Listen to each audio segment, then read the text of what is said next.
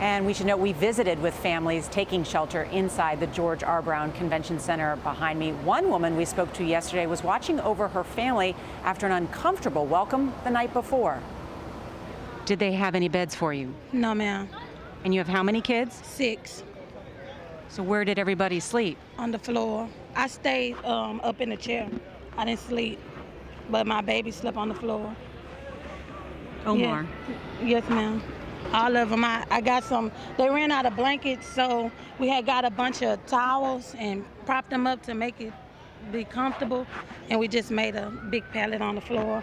People came here with no clothing. They didn't even have shoes, and the call went out for donations, and this is what resulted. There are mountains of these clothes. About half a dozen of these just huge piles of clothes. I went to the table. They gave us 2 little things for them a piece, and they told us like when they wear those to come back. And they gave them some Pampers and wipes. They did. They gave us that. Do you think the city should have been more prepared? Yes. When the mayor said, "Don't leave," he didn't think it was gonna be that bad. I'm like, okay. So, but after that, when they started coming in, I just knew it was a lie. I'd never been through nothing like that. But Charlie, you're running this shelter here. Correct. How's it going? You know, it's going as well as it can be with the conditions. We're meeting the immediate emergency needs of all the clients, and we're just keeping up. You're just keeping up. We're meeting all of the needs of the clients, but it's going about as well as we could expect it to.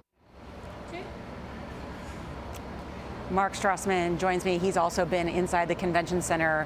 You heard the man running the Red Cross. He said they're just keeping up. One of the problems has been getting supplies in. How are they making sure that the trucks that have the cots and other supplies can get in? There are no guarantees. I mean, let's face it. I think they're working hard, and they're crossing their fingers that the waters go down so that the trucks can get in. But we followed these 4 Walmart trucks with donated supplies, food and water. Took them 2 days to get in. They finally get to the back of this convention center to drop it off. There's no place to unload because there are too many people who are now living in spaces where the supplies would be left. So they've got a series of logistical challenges, and that's going to keep on going. One of the things that has eased pressure on the convention center is now they've opened up this other shelter. How big is that going to grow? Well, there are 2 different centers. There's where the Houston Rockets play and where the Houston Texans play. 10,000 evacuees at one potentially, 5,000 potentially at the other.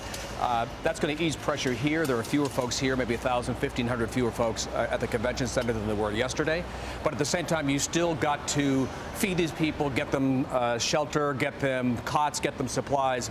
And in some respects, the logistical challenges multiply at that point because you have drop-off points not at one place but at multiple places. Again, the biggest thing that would really help is for these waters to start going down, having spent days only going up. Thank you, Mark. So, Gayle, you hear just a lot of challenges still ahead here in Houston to take care of all those who've been rescued from their homes. Norah, thank you. I know you're heading back to New York, but I just want to say again, what a great job you and your team have done.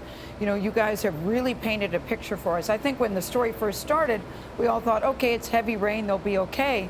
But you've really taken us behind the scenes to show us how bad it's been there, how cold the weather is for the people. They come with soaking wet clothes and nothing to do and nowhere to go. And I know, too, it must have affected you, the things that you have seen.